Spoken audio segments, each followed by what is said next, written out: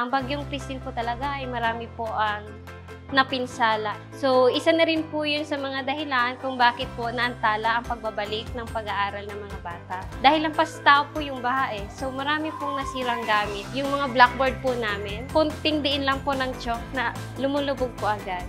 Dahil po dumating yung mga gamit na binigay ng UNICEF, tulad po ng mini blackboard, nagkaroon po kami ng isang bagong paraan ng pagre-recite. Itataas lang po nila yun, and then makuha na po nila yung sagot. Mga protractor na magagamit po ng mga mag-aaral natin sa asignaturang matematika. Yan, mga notebooks. Meron din po tayo ng globo na magagamit sa asignaturang araling panlipunan. Mga chalk, maraming nasirang mga blackboard, and malaking tulong po itong mga paint for chalkboard kasi kahit simpleng plywood ay maaaring gamitin pisara. Ang buhay po ay puno ng pagsubok. So isa lamang po ang Bagyong Christine sa mga pagsubok na yun. At sa bawat pagsubok, of course, meron po tayong bagong kaalaman upang mas matatag at maging mas handa pa po sa darating pong, for example, problema.